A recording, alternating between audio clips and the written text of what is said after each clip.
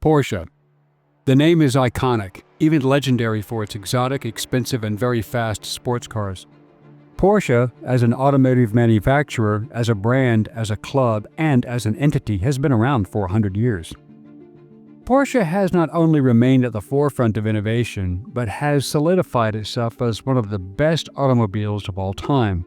And because they have become so mainstream, so internationally renowned, and so beloved, there have been plenty of great quotes written about them. The brand has its own motto, as quoted by Tom Cruise in the film Risky Business. Porsche, there is no substitute. But the history of Porsche goes farther back than their factory and test track at Wolfsburg and Stuttgart, Germany. In fact, Porsche as a name was not well known before the late 1940s. But what Porsche built before and during World War II established a legend and instilled fear among the Allies. Here is a brief history of Porsche. Who created the Porsche company? What did they manufacture? How influential was the company during the war? How and why did they transition? Hello, I'm Colin Heaton, former history professor, Army and Marine Corps veteran, and welcome to this episode of Forgotten History.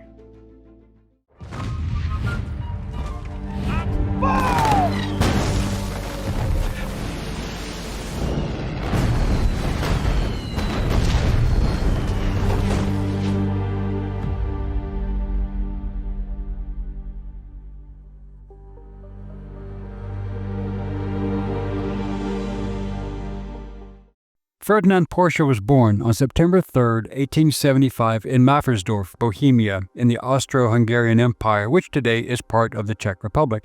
His father was a tinsmith of very humble origins.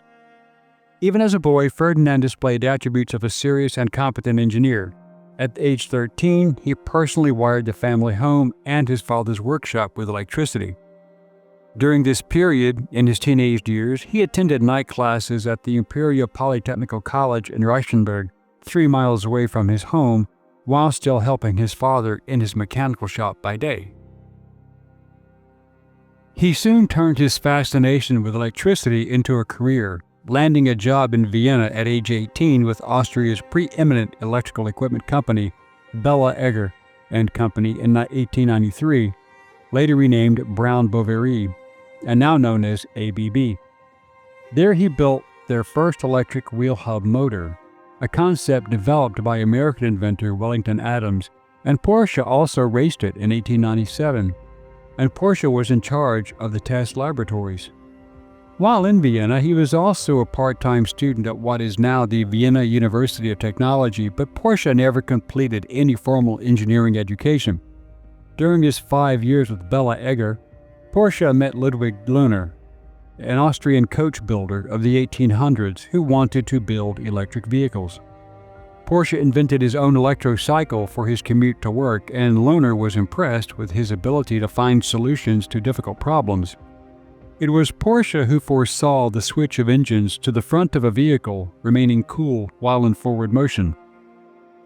Porsche entered his new vehicles into hill climbing competitions, winning the large car class and setting a new record for the hill at Austria's Exelberg hill climb in April 1902.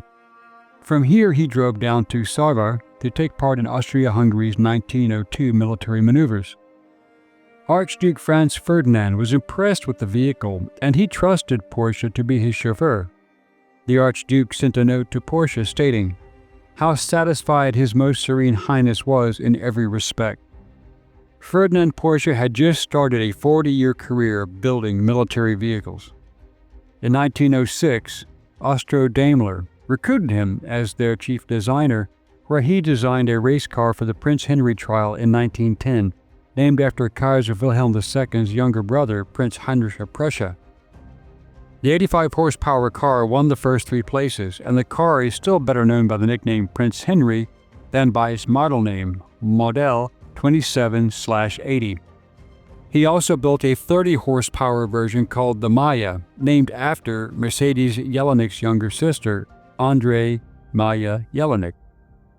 Porsche also created his first hybrid vehicle, which he called the Mixte, combining gasoline and electric power.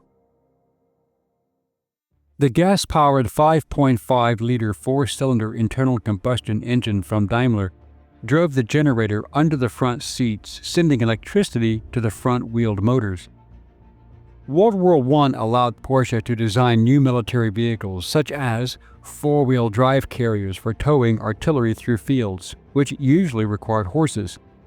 These were the M17 Tug, which famously carried Skoda M11 305mm mortars, called the Goliath because of its size and weighing 10 tons. It had wheel diameters of 57.5 inches, which were cleated, providing the tow vehicle with enough traction to achieve 9 miles per hour even across deep mud. Porsche was commissioned to design and build a special land train by Major Ottokar Landswehr.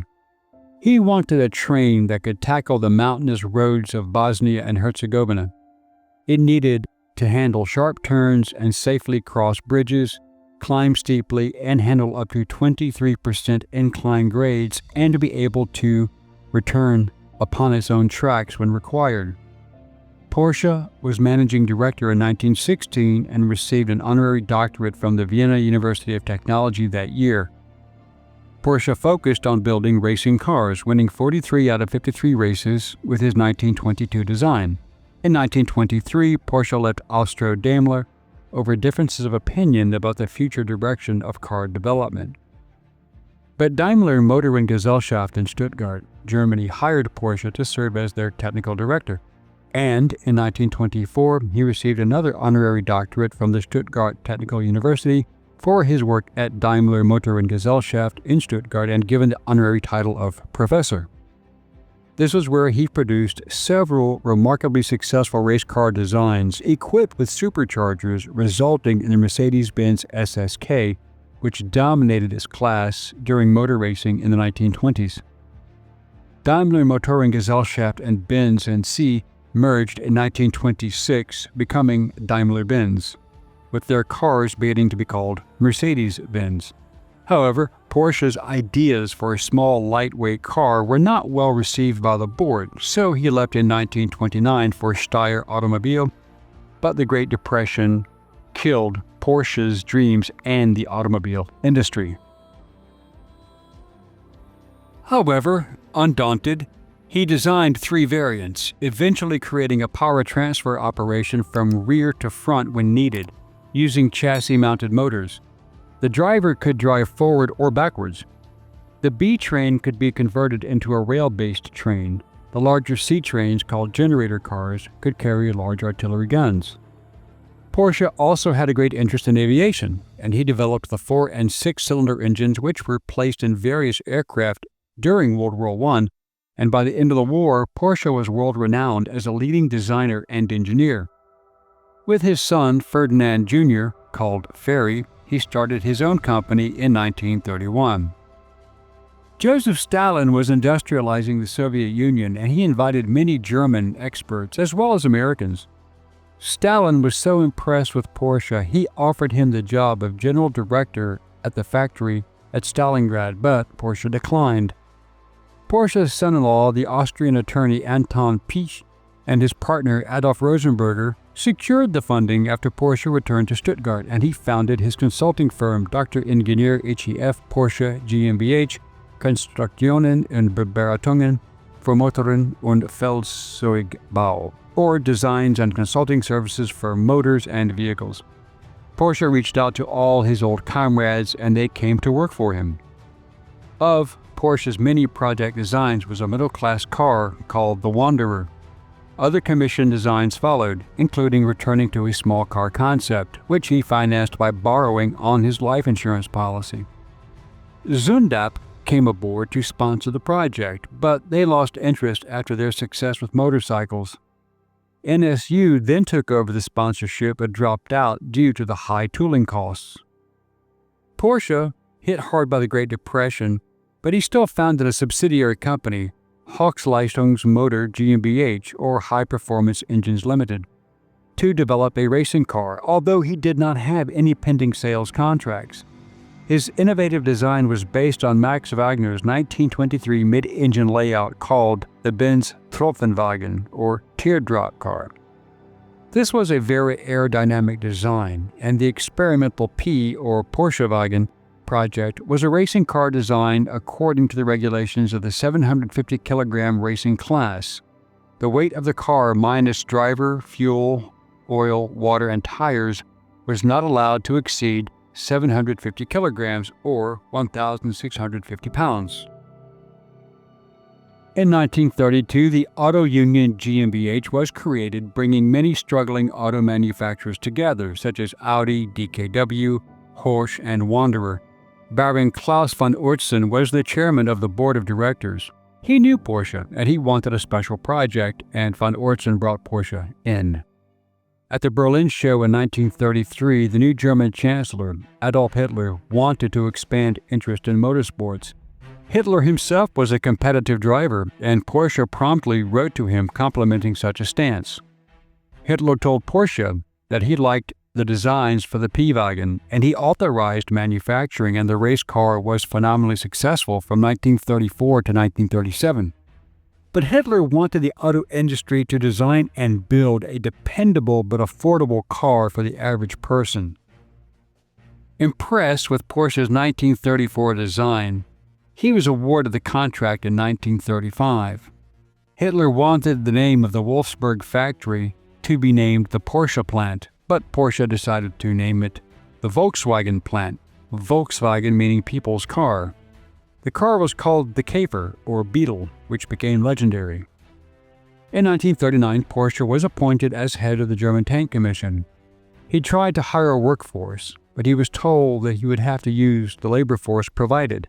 This was slave labor overseen through organization Todt, run by Fritz Todt. Porsche was reportedly shocked at the condition of the prisoners, so much so that he wrote to Todt, and then Hitler, for better food and clothing for his workers. The request was approved.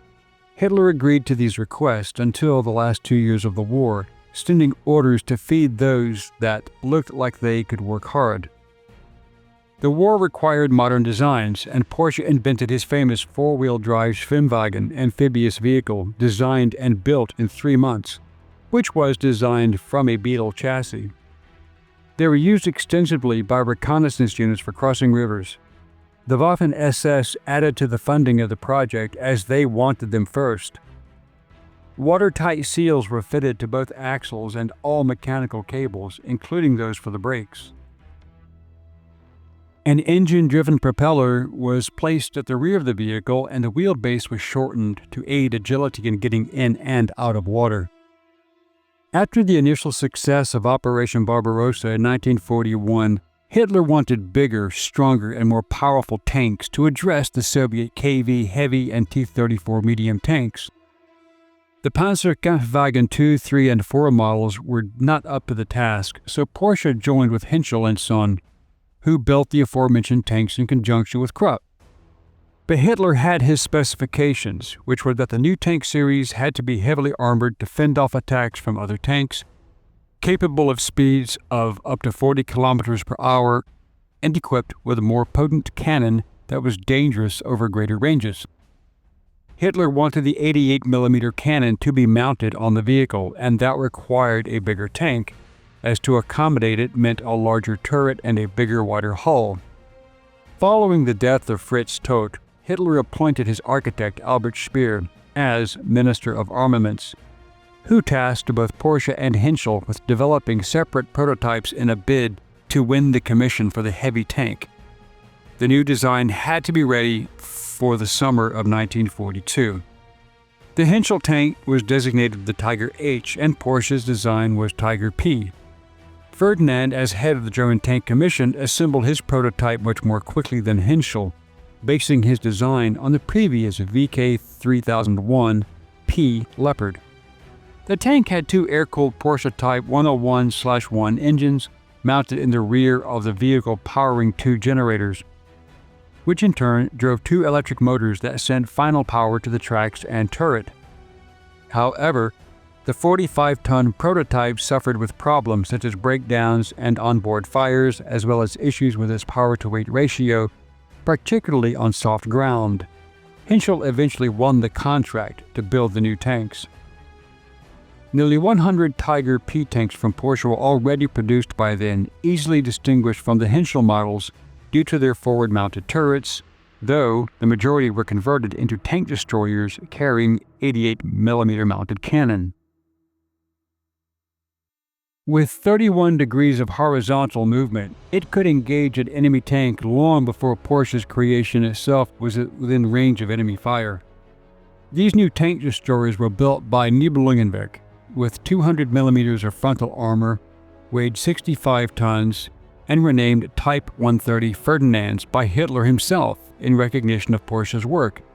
It was also called the Elephant by the troops.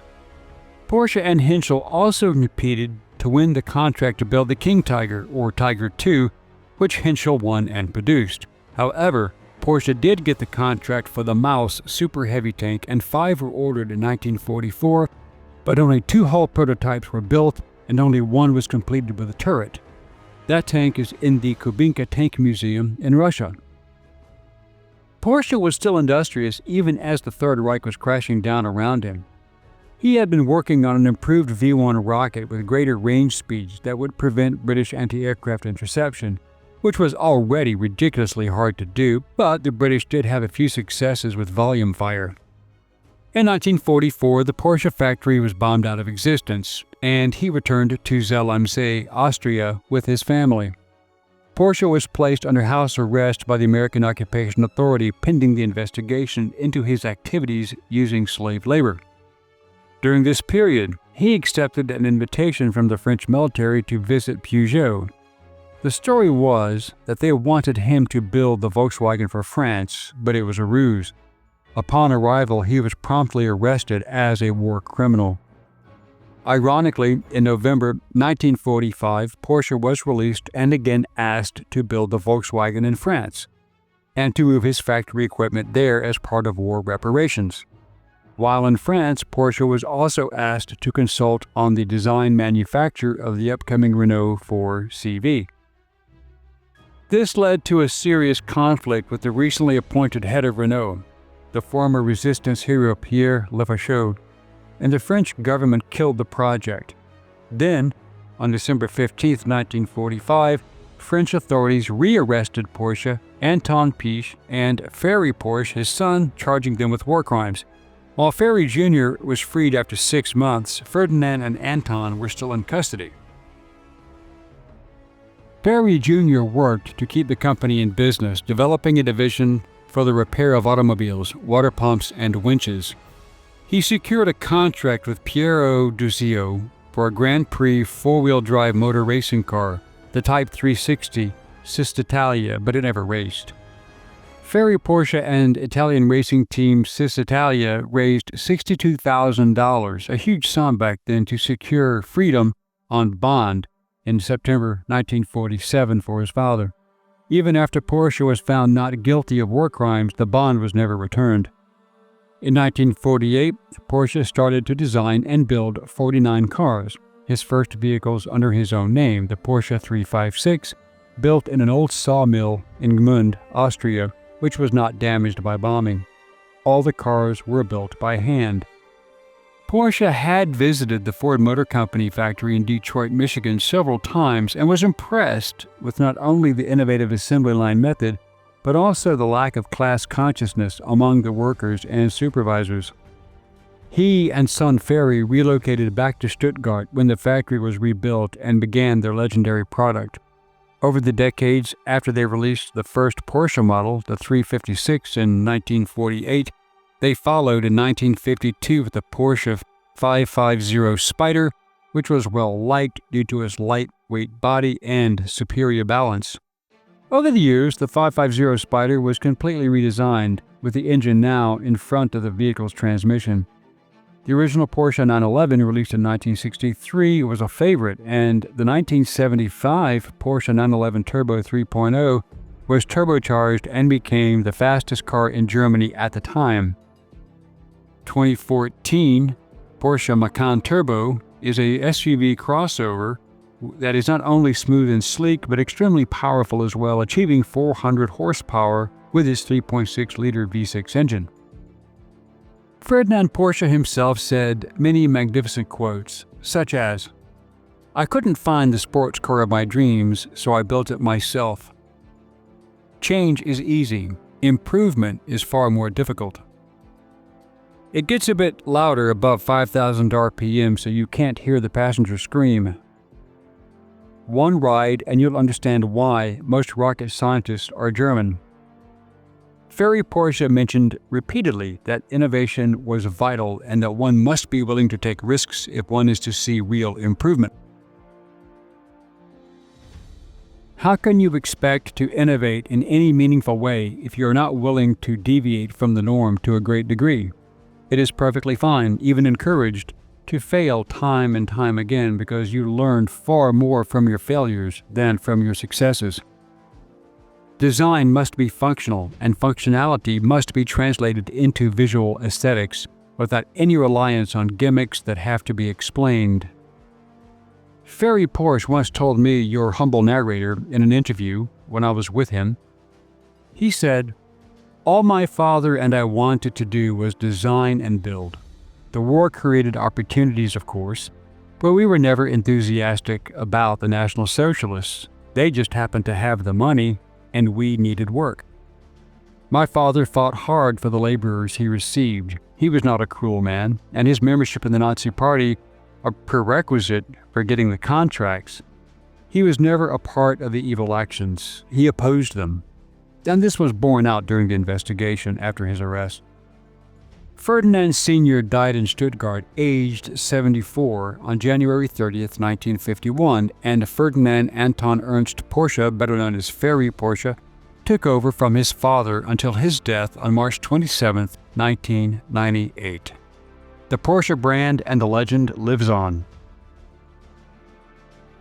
Thank you for watching this episode of Forgotten History. If you liked what you saw, please click like, share, and subscribe. And if you would like to assist with the ever-increasing cost of production, please consider becoming a channel member and joining our Patreon page.